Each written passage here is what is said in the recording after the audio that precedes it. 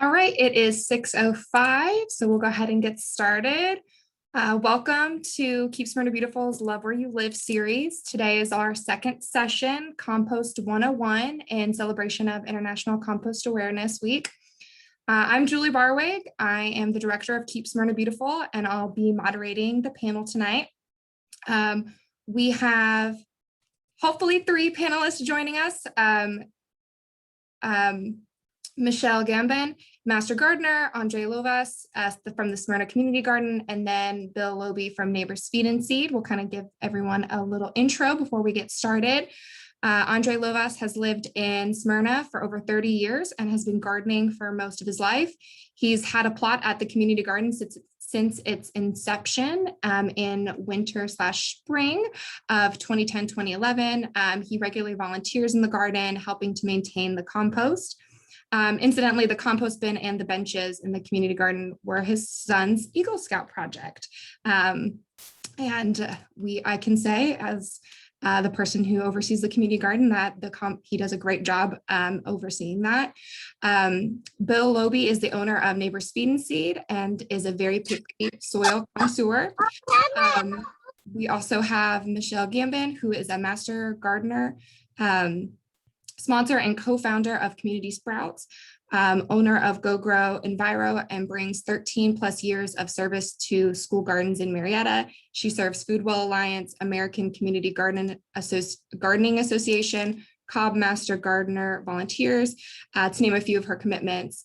Considered an environmental food justice advocate, her volunteer work supports community gardening education and events tied to soil and food advocacy. So we have a great panel lined up for our discussion tonight, and we're going to start out with some short presentations from Andre and Michelle, and then I'll be asking some questions to the panelists. If you have any questions, please feel free to type them in the chat. There will be time at the end for any additional questions that you might have. Please also make sure that you are muted, and we will go ahead and get started and turn it over to Andre. Thank you, Julie. See if we can overcome our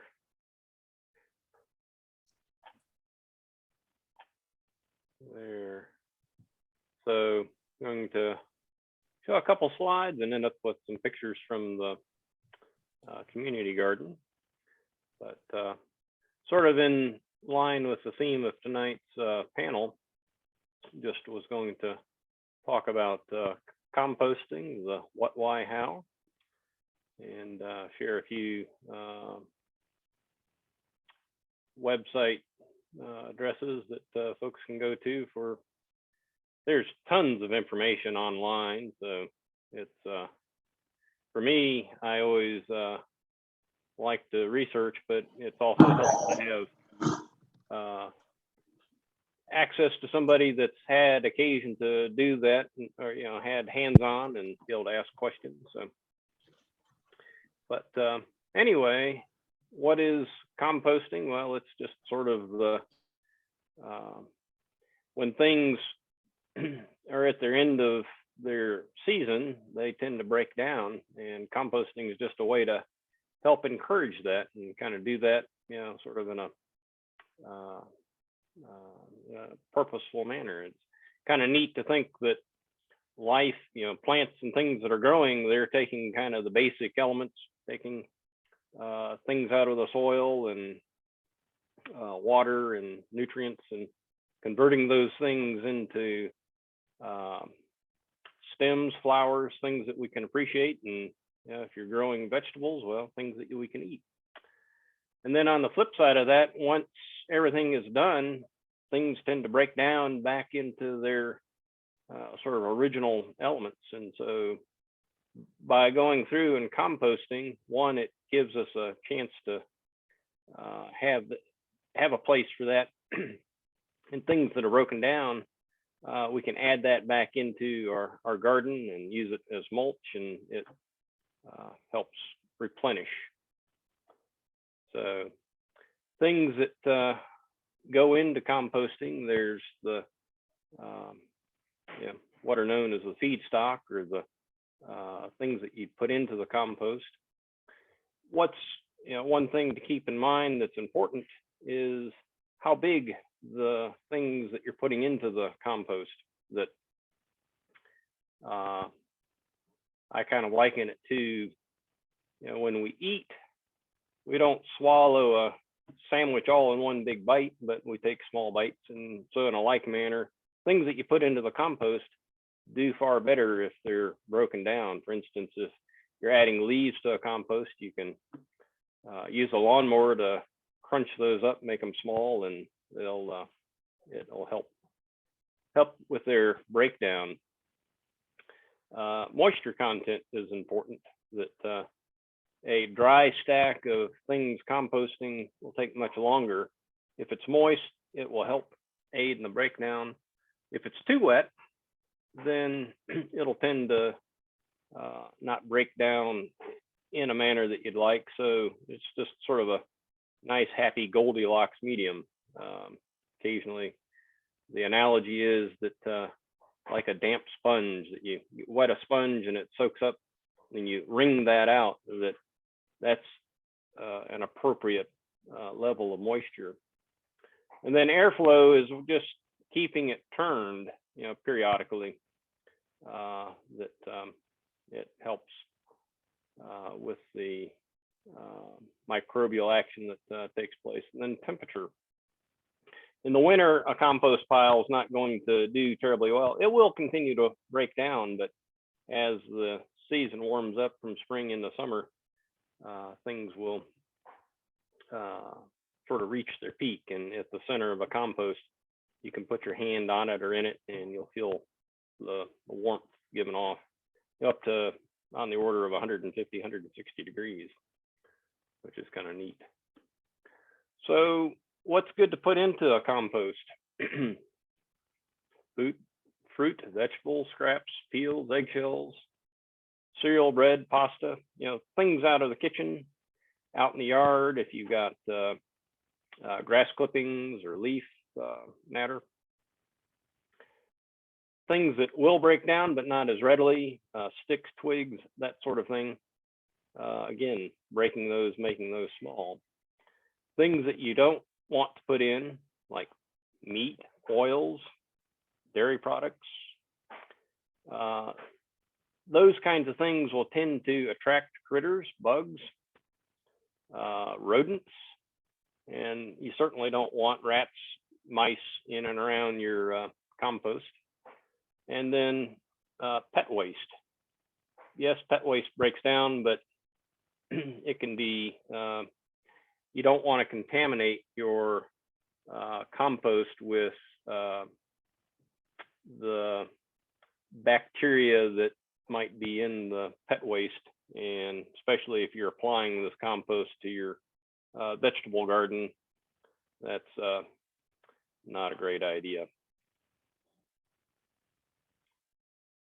So here are a couple images. The compost bin that we have at the community garden is a 3-bin system, and typically one bin is full of compost that's sort of in process, and the other bins can collect material. And as you can see, one bin has got a lot of green leafy material in it, and sort of a question might arise as to, well, when is the compost done? Well, as you turn the compost and as it breaks down, when it reaches completion, there's really no discernible material in it, or and here you can see pieces of leaves and twigs, and that once the compost is broken down, there's really no recognizable matter left. It just looks like good, nice, dark, rich, organic material.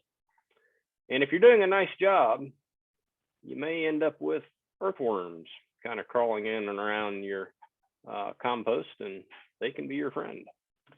So I kind of liken to, if the compost is doing well, the worms are in there and multiplying, the worms are happy, then the compost is doing well.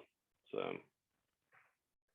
and then here are some websites that I accessed, and this was just a Google search and some of the top entries that came up, and I think this will be posted with the recording, and folks can look at this at your leisure. So that's the presentation I had, and I'd like to turn it over to the next. Great, thank you, Andre. I think Michelle was going to kind of follow up and do a presentation as well before we start. Yeah, just a couple things. It does say or host disabled participant screen sharing. So while that might be being worked on by Eloise. So the kids, I'll just say the kids call me the compost lady. I, for 13 years, have been in Marietta City Schools, where I train the students to be the advocates to take their vegetative waste out to the school compost. And then we use that in the school garden. So I'm even more strict with what can and cannot go into the compost, because we don't want to invite things into the schoolyard. So we boil it down to a very simple phrase. If it was once green and growing, it can be composted. I'm going to say it again, and then you all can mouth it with me the third time. If it was once green and growing, it can be composted. If it was once green and growing, it can be composted. So in nature recycles. And I think a lot of people overthink the process and scientific. When you start to do research on composting, it can get quite overwhelming. Basically, you put it outside and you let nature do its course. And there's a really simple recipe. Let me screen share real quick here.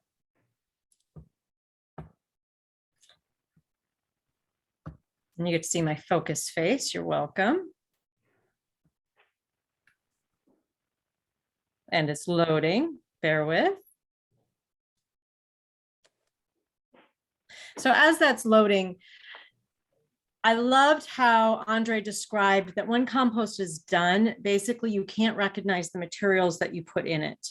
From a strict standpoint with students, if you think of disease and the way that disease can travel, when we even put anything that would have trace of animal byproducts such as eggshells, we make sure it's washed, because salmonella transfers within birds, bird shells being from chickens. So we always make sure that when we're putting eggshells in, that we are making sure they're washed. The other thing is we only use vegetative waste and brown waste in our schoolyard composting. And let me get to, and of course, as Andre had said, just like us, we need air, we need water, we need a heat source. This is what I was saying, like if you do some research, you're going to see information like this about how to make sure the ratio is correct. Don't sweat that. Don't let yourself get too caught up. These are third graders that are now in high school that have been composting throughout the district. They do it very well. So I think all of us are as capable as a third grader or more. The general rule of thumb, 2 times as much brown waste to 1% of the green vegetative waste. Vegetative being any of your food scraps, brown waste being brown paper, cardboard boxes, leaves, twigs. Andre made a very good point. The smaller the particles, the faster it breaks down. And if you'll indulge me and rub your hands together really, really fast and touch your face. What happened? Energy transferred, right? The heat from your hands transferred. That same thing happens when you turn your compost, when you add the air, when you move it, when you have the right mixture, you're going to get a viable compost bin. And we do have success in winter as well, because we plant them out in the sun, and we have a lot of compost bins. And the dark color of the compost bins actually attracts the sun, and we do compost all school year long. No diseased plants. This is a quick little, if you have problems, if it smells, you can just, what is the problem? If it's not that wet sponge that Andre talked about, It's either too dry if you have ants, or if it smells, you don't have enough brown waste. So you simply add more browns and mix it up. So I think I don't want to do much more. There's different methods of bins. What Andre had shared is a complex system that's built by engineered mind students. In some grants in some schools, we simply buy the commercial composters. And even in my own home and community, we have pretty strict HOA guidelines. So what we do is, or what I did at first, so I didn't get in trouble, is I just put decorative flower pots in my yard and I just put the compost there, which is the heap method. And I literally just took from one flower pot to the next and would just dump and move.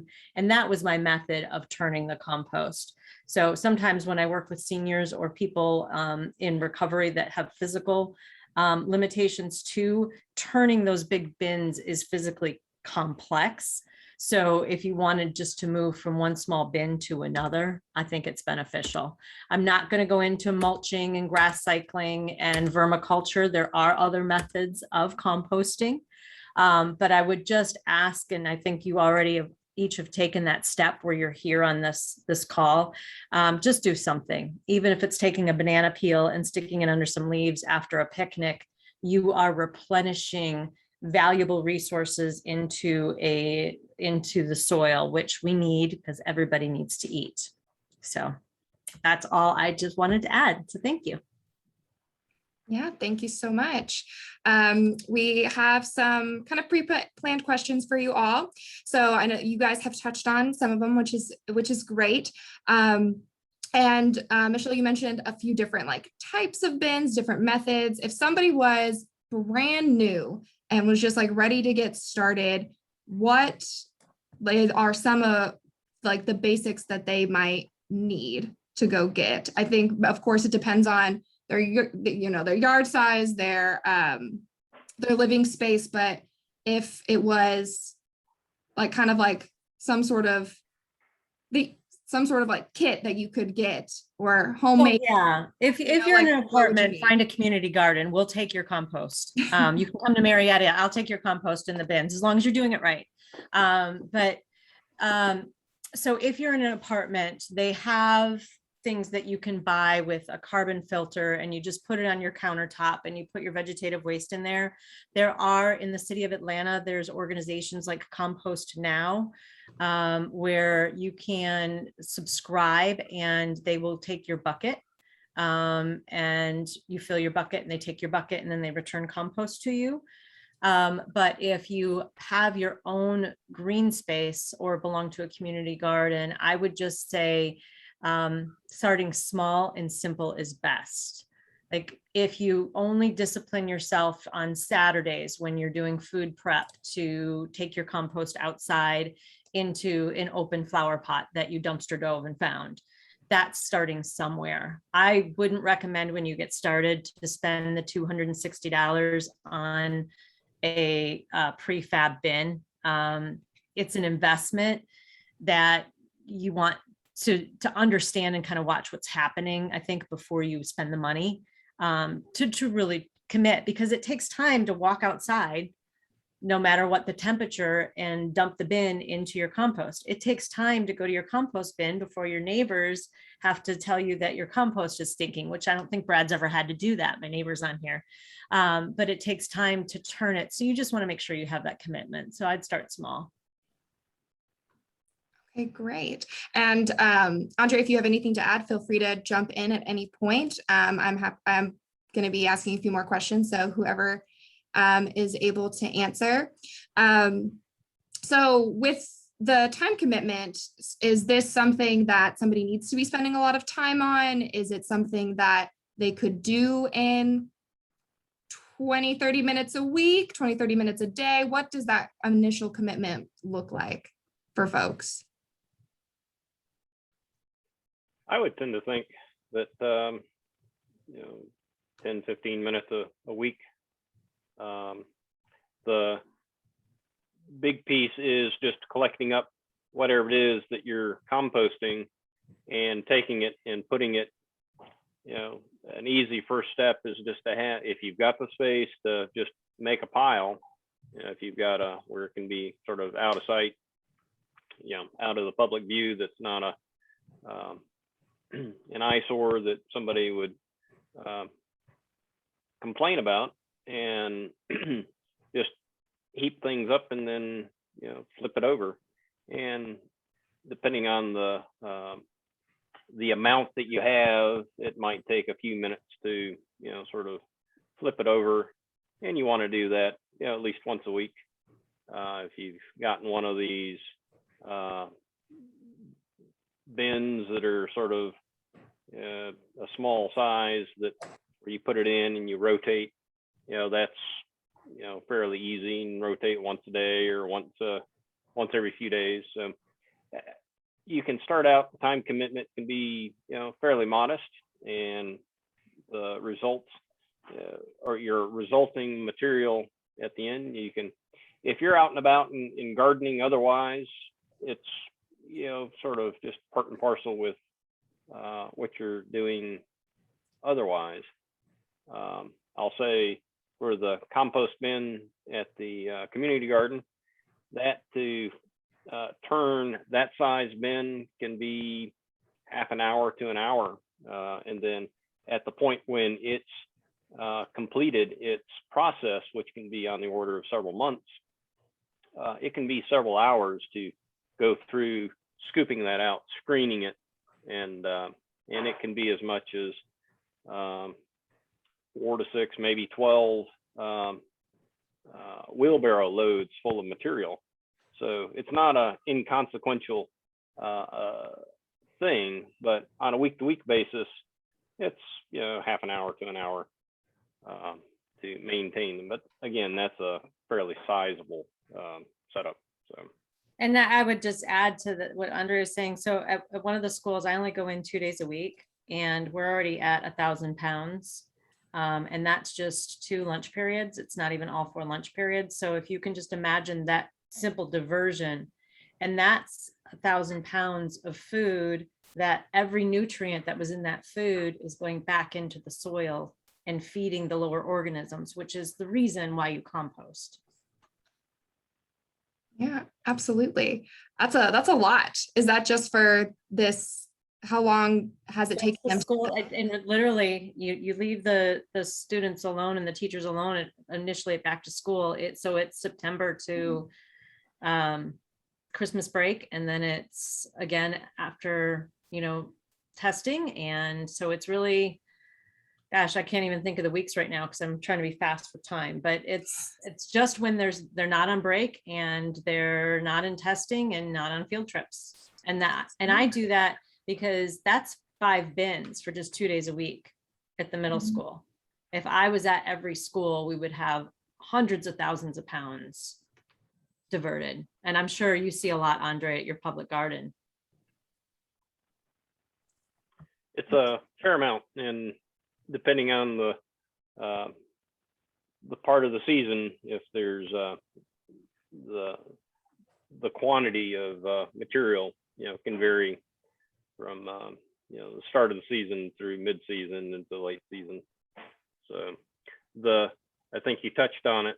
The weeds are excellent to go in, but I really discourage adding weeds that have gone to seed. Anything that's flowered or got the seeds, those really ought to be sequestered and not added to your compost. Otherwise, you end up spreading the weed seeds, and in a garden, weed seeds are not your friend.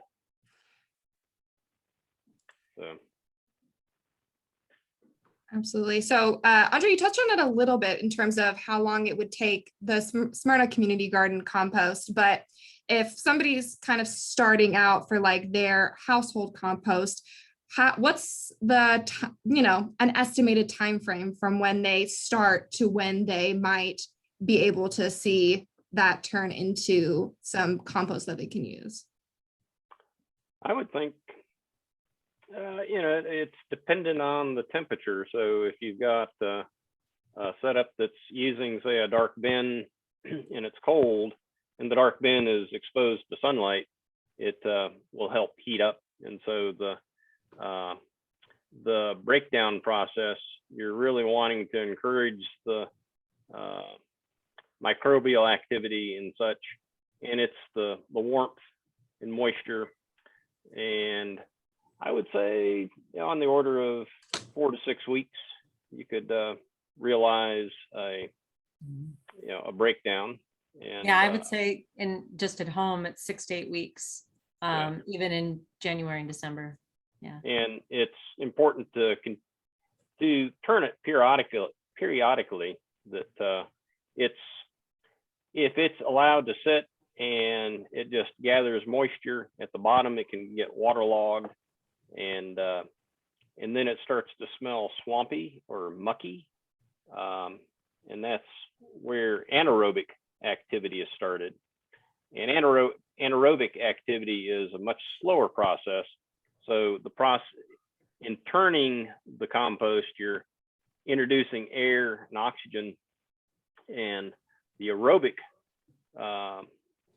that's the bacteria that uses, it's the respiration that's using oxygen, that's much faster acting and releases more heat. And so it just sort of builds on itself in that regard. So that's why it's important to continue to turn the compost over. All right, great, thank you. So I think there are definitely concerns from people who haven't composted before with kind of attracting pests. Is there, I know we kind of touched on like the good recipe, which might, and specific things that you can put in your compost, but are there other things that folks can do to make sure that they don't attract pests with any sort of compost? So I want to jump all over that, because I fought that in the districts a little bit, and really it's education. What eats what? So if you're only putting in vegetative waste, critters don't eat vegetative waste. I do get a possum once in a while in my home compost. But if you don't have things that are from an animal byproduct that smell when they break down, you're not going to attract rats. If you turn your compost often enough and have 1/3 vegetative to 2/3 brown waste, you're not going to have space for ant piles to move in. I always clamor before I go out to my compost too, because most things will flight before they fight. So I haven't seen a snake. I did get rats at one point in one of our school gardens about 12 years ago.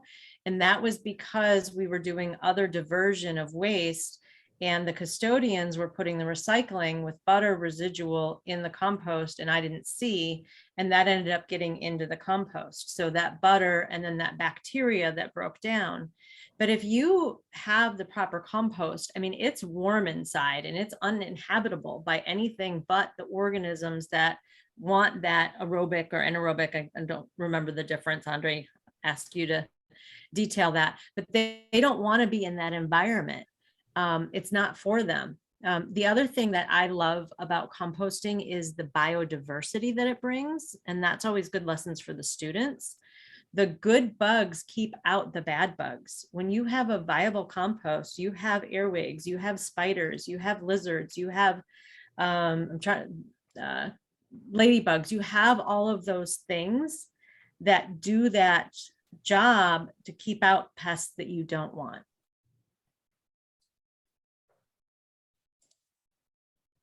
Right. Yeah, I know that. I'm sure that you get that a lot of the questions, because that's definitely a big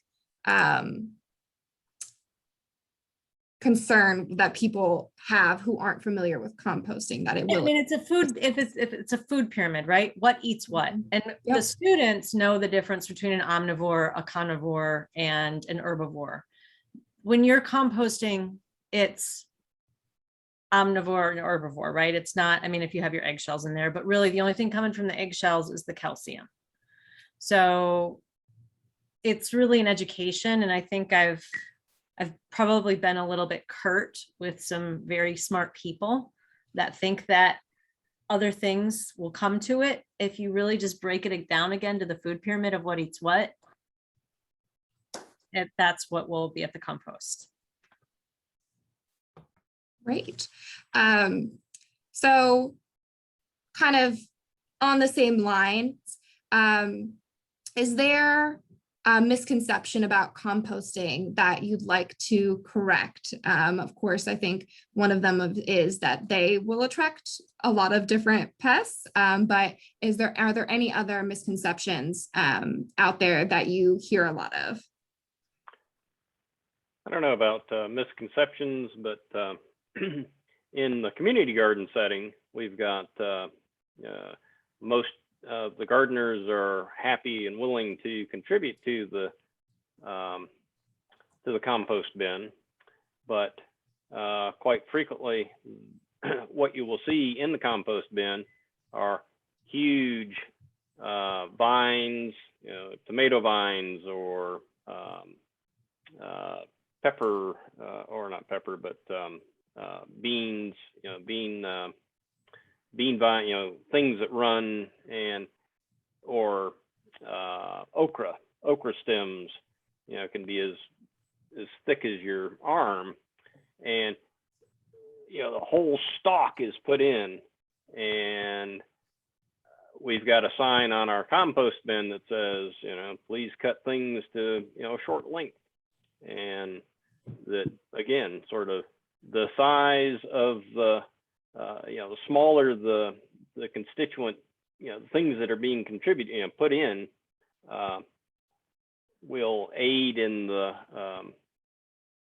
in the breakdown.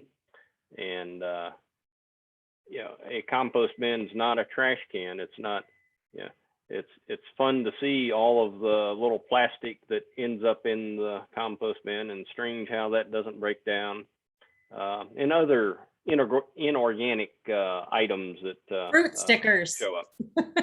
Stickers, yep. So those are a few things that really, and it's a continual education process that just sort of, I think if folks are made aware that certain things just really aren't appropriate or won't work, I think they are willing to take the extra time that's required to snip and cut, and it's a hassle. It's like when I'm cleaning out my thing, I've got big things, and I spent all season growing these big these plants that turned out to be very big, but then it just a little bit of time going into to adding your material to your compost in small bits really goes a long way to helping the process. So yeah, and I would say one misconception is when people say they're going to throw something away. I will just tell you there is no away. You're basically just putting your disposables in one place to go put them somewhere else. I don't know the last time anybody's driven past a landfill, but I promise you, when you have the things that were once grown in soil return to the soil, again, you're feeding all of those organisms, and we need viable soil to feed ourselves. I have people that joke, if there's ever some apocalyptic zombie or thing that happens, they're coming to Gambon's house because they know that they can sustain life longer here in our area. But even the things that you put into landfills that otherwise would be composted, you're taking them out of the environment that is built for them to break down, and you're taking them out of the food system. So when you compost, even if it's small, even if it's your Saturday food prep, you are helping things not be trapped in a landfill that couldn't be broke down, that it's next to spilled paint or cat litter or whatever else it might be, gloves and masks at this point, right? So there is no away. Absolutely. That's a great point. I appreciate you bringing that up. Because our first series was about recycling. And so we're doing composting. So being really mindful about where the waste you generate goes and how it can be put into the best place is a great addition and thing to think about. So are there any challenges that you all have encountered when learning to compost? I'm sure that folks who haven't started might be a little hesitant. So is there anything that has stuck out to y'all as being kind of like a bigger challenge? I would say the one challenge that I have is I have to recognize I can't save it all. I can't save every scrap. I can educate, and there's only one me to go to the schools. So every scrap, every student that I talk about why it matters, I think they were so curious. Some of them, because I also did food rescue and bring it to shelters. Some of them were like, "Do you want my food? Like, are you hungry?" Like, I don't know if they thought I was like a homeless woman or something, the compost lady, and then I was taking the food back and eating it. So personally, over the 13 years I've been doing it, it's more important to me at this point to reach a larger audience and do something. And you can't eat the whole elephant at once, right? You can do one thing, and if you do it consistently, you're doing something. I think there's a lot of guilt or a lot of shaming that happens from environmentalists that make people feel overwhelmed. And really, if we all just did one small act consistently, collectively, we make an improvement and we move that needle to a greener earth.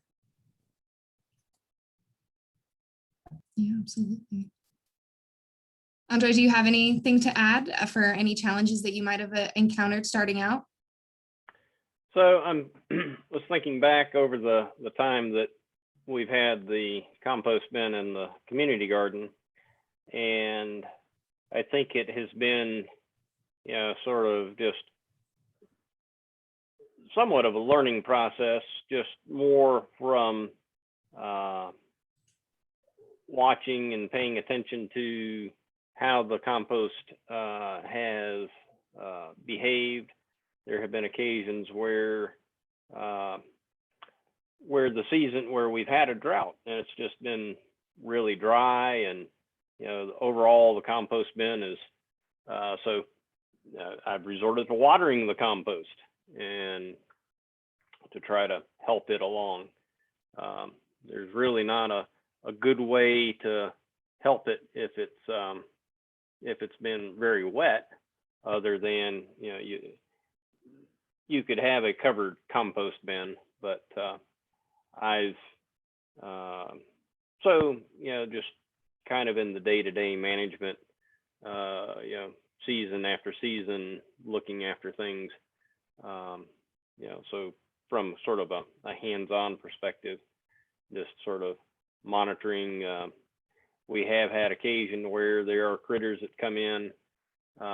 We've had a family of mice and I've looked at it from the point of view that it was just a nice warm habitat, not so much that the mice were in there eating compost or eating what was in the compost, but it was just a nice place to burrow, and again, in that the pictures that I showed illustrating the compost bin, that nooks and crannies and crevices, and so occasionally there's a little mitigation that's required when That's a good way to say that. Yeah, I mean, when so the critters come along. So if you have any kind of structures or buildings, like the easiest thing to be able to have rain barrels. So if you're going to have a drought and you need that. So off of our greenhouses at our school gardens, we just have gutters that go into these barrels that we got from Cobb Water, and they're closed to keep from mosquitoes, and you just elevate them up. So that helps with water. And then I travel around in my pickup truck with, cardboard boxes. And I think everybody has become Amazon people, whether they like it or not. Of course, take off the tape in the stickers, but ripping that brown waste. If you have somebody at the garden that's frustrated with another gardener, or you have somebody that needs to catch their breath, that's a really good exercise, is ripping up that cardboard and adding that into the waste. So, and I guess I would just to not just be all Mary Poppins about this. It is gross work. It can be. I've had whole potatoes. I've had whole apples, and it gets pretty mucky and pretty gross. I have found there's something called a compost crank. I think it's like $42, and that is a game changer. It's so much easier than having, if you have like a tower, you just put it in there and you just crank it and it pulls from the bottom to the top and does that turn for you. There's plenty of pitchforks and bending at the knees too, but I would say that does help. And then I know when I see ants that I just need to be adding to that pile more. So I don't want the kids to get bit. I've been bit by plenty of things, but it's just a matter of managing it. Right, Andre? That's part of it. Yep. Great. So if anyone has any questions, any of our attendees, feel free to put those in the chat. We have a little bit of time for some questions. If anyone has anything very specific to ask our panelists today, we'll see if anything comes in.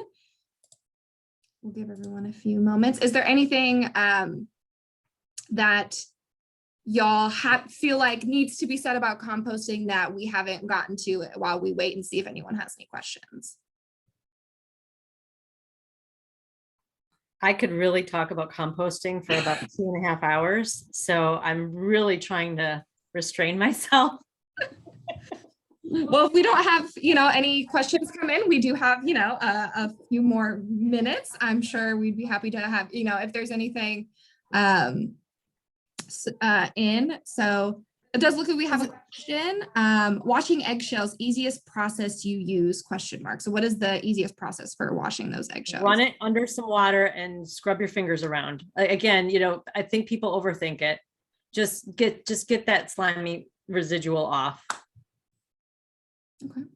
And so there is something to be said for water waste and water usage as well, right? So you have to make a decision. Do I want to run a bunch of water, or do I want to clean this recycling? So I'm sure you may have covered that in a different, so you have to weigh which resource you're using and just, do what you think is best.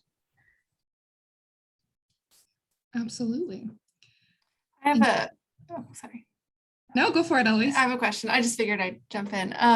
So I use a compost service, and I don't have a problem with like smell when the compost is in the container. It hasn't been an issue for me, but I know that I've talked to friends who feel like it is an issue. So I don't know. I mean, that may be because we don't eat a lot of animal products in my house. I don't know if that's part of it. So are there tips on when you have kitchen waste that's waiting to go into your compost, like how you can keep it not smelling and not to focus on smelling all the time, but to make it so that people feel more comfortable with having it in their home?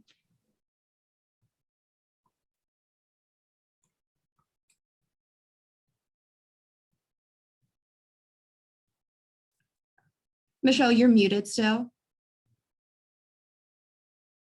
If you want to unmute, I think you were saying something. Okay, so I think I have a picture of, maybe it's not in this presentation. This is what it looks like by my back door.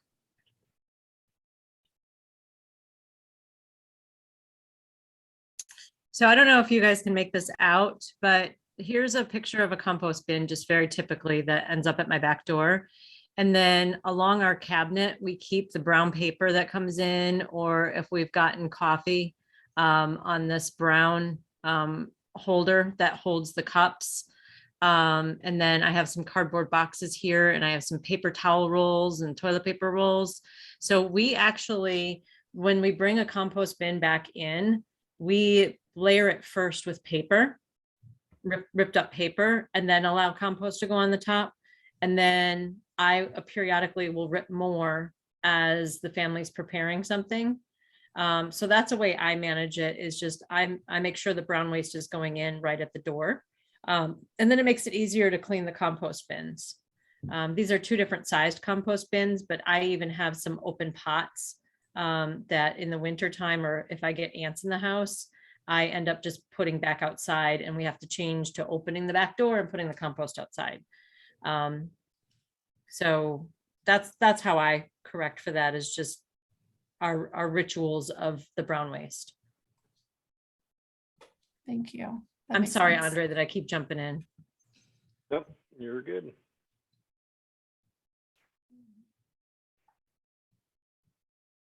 Wonderful. All right. It looks like y'all just answered a whole bunch of everyone's questions. So there aren't too many questions coming in, but I think we had started, but I think we got the question in. Is there anything else that you guys would like to share about compost? I think we have about 4 or 5 more minutes. So if there's any kind of last minute tips, tricks, anything that you would like to share, we'd be happy to have you do that. So I guess here at home, got a lot of deciduous trees. So in the fall, winter, you get sort of an endless stream of leaves. And so my approach for attacking the leaf problem, I use my lawnmower, crunch them up, kind of tend to blow them. I've got sort of a natural area in the back part of my yard, and then we'll kind of rake those up and rake them in. At one point, I guess probably from the recycling center, got several bins that just made these about 3 feet high fencing that essentially made a leaf bin, and would regularly fill that full and of uncrunched leaves. And over a year or so, or by the next fall, that whole bin was just down to a very low level. And so it was kind of fun to watch that process, just filling putting the leaves in, and then kind of watching those, just not that they melted away, but over time. And so that was all purely brown waste, was not adding any green or brown material, not adding any green to that. But so in time, things will break down. And yeah, Andre, we had a Leave Us Your Leaves campaign, the Georgia Compost Council had. And it's interesting because brown waste is a very, very valuable resource to us gardeners. Mm-hmm. Even in the winter, it provides a really good insulation for your plants, so you can keep them longer. So if you have things that are producing your cool season vegetables, that layer of leaves will help, and it gives wonderful nests to critters that you want to overwinter and to stay around and live in your garden as well. So I'm by nature look for the lowest amount of effort to get something accomplished, almost to the point of being a procrastinator. And so, there are a lot of folks that will mow their grass and rake up the clippings or bag their clippings, and I tend to leave the clippings where they lay, and so that sort of helps to some degree replenish. So that's sort of another small thing that folks can consider doing. I think it's called grass cycling, right? Yep. Yeah, because the nitrogen escapes so fast from anything. that you're just replenishing that nitrogen so quickly when you leave your clippings. And when I was mowing grass as a teenager, had a bagging lawnmower and left the bag full of green grass clippings, and went back a day or so later and was amazed at how warm that was. And then so my dad, growing up on the farm, said, well, barns have caught fire. You get green hay brought into the barn and it starts to decompose, and it gets to the point where it's so warm that fires can start.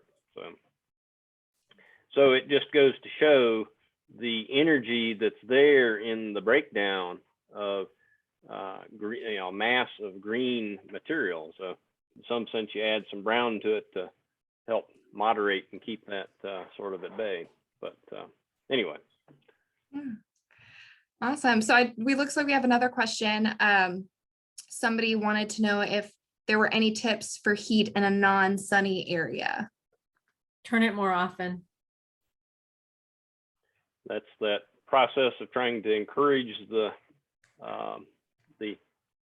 aerobic activity. That's the oxygen-loving bacteria that keeping that turned will help that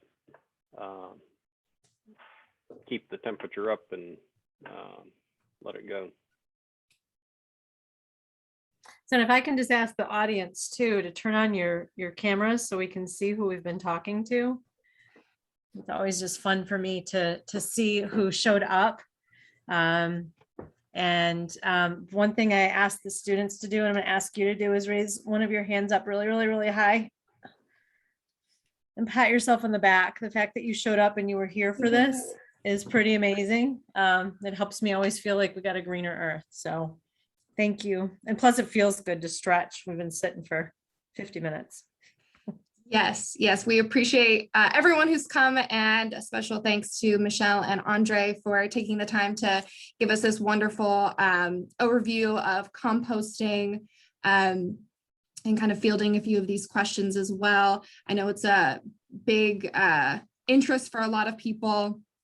We have a link in the chat for an event survey if you want to tell us kind of how we did. This is the series is a new creation, and so we want to be able to continue community education if that's what in this kind of way, if that's what people are interested in.